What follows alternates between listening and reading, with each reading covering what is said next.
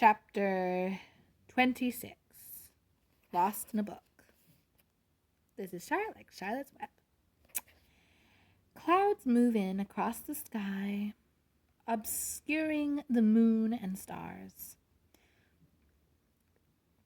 The night air was cool and felt as soft as velvet on Belle's face as the carriage ferried her and the Countess out of the city and back to the countryside. As the excitement of the evening ebbed away, Belle's eyes became heavy. By the time they arrived back at the chateau, she was hiding yawns behind her hand. Char was down out of his seat, his hand on the door before the carriage had even stopped. "Goodbye, Madame Comtesse," Belle said as they stepped into the drive, "and thank you again for everything." There was a note of melancholy in Belle's voice. The Comtesse noticed. "What's the matter, child?" she asked. "Nothing," Belle said wistfully. "At least, nothing that doesn't make me sound like a complete ingrate. I wish I didn't have to leave, ever. I wish Nevermore was real."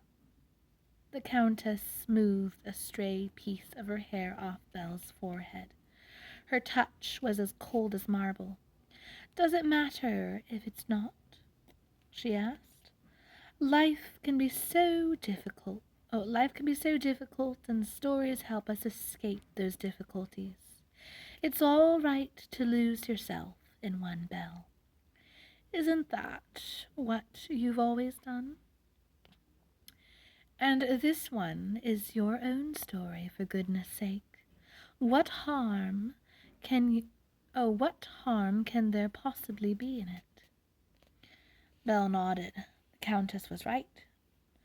"You're very tired, my child, and that's all," the Countess said. "Get some sleep, and then come back to me just as soon as you can." She kissed Belle's forehead, her lips icy against Belle's skin, and then she was gone in a cloud of black, up the stone steps, and into her mansion. The doors boomed shut after her. Monchard cleared his throat. "This way, mademoiselle, if you please," he said in a voice as dolorous as a tolling bell. Belle followed him across the large gravelled circle in front of the chateau, in which carriages turned round to the driver's narrow mouth. To her amazement, the leafy green trees had grown shaggier.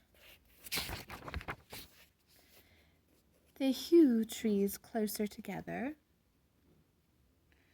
the rose bushes thornier. During the few hours she and the Countess had been at the Palace Royal. "The way back, is it still down there?" she asked. "It's right where it always has been, mademoiselle," Monchard replied, handing her the candle she'd been carrying when she'd entered Nevermore. Belle blinked into the gloom. "I don't suppose you have a lamp I could borrow? Something a bit brighter than this candle?" she asked, glancing back at Monchard. But he was gone. The sense of unease Belle had felt earlier returned as she started walking. The rose canes reached for her like long, greedy fingers. Thorns snagged her skirt. She pulled it free and kept going. As she walked under a canopy of towering oaks, the darkness deepened. The rustling of the night creatures filled her ears. An owl called.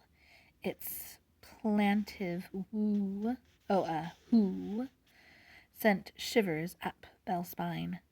Tree roots snaked over the ground, threatening to trip her. A fat brown toad, as big as a cat, hopped onto the path in front of her, making her jump. Its golden eyes followed her as she gingerly stepped around it. The farther she walked down the drive, the more it narrowed and twisted. A cold dread pooled in her chest. "What if I can't find my way back to the book?" she whispered.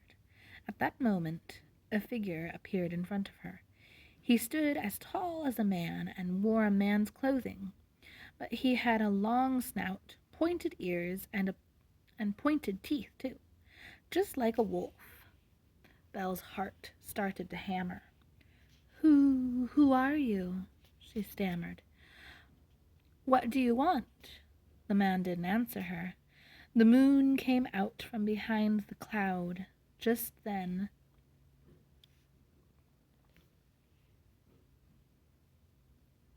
Belle saw that it wasn't a real person at all, only a hedge cut to resemble one. Belle walked on. She took another turn, and one more, and then there it was, right in front of her, the giant book with its shimmering pages. But the shimmering silver seemed denser now, and pushing her hand through it was like pushing it into a bowl of porridge.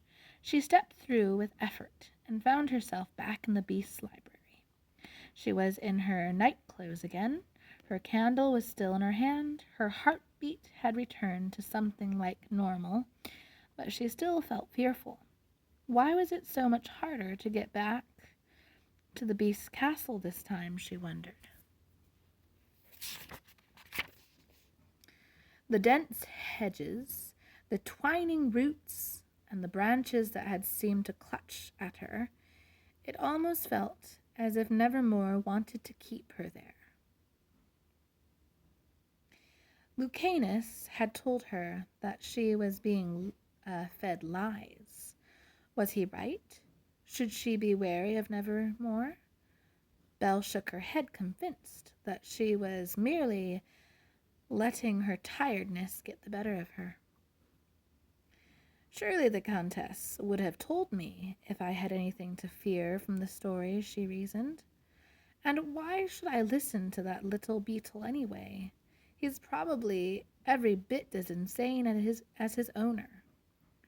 The Countess was right. Life could be difficult, lonely too, confusing at times, frustrating, often sad. But Nevermore was none of those things. It was beautiful and fascinating, inspiring, surprising, glamorous, and fun. The Countess' voice echoed in her memory.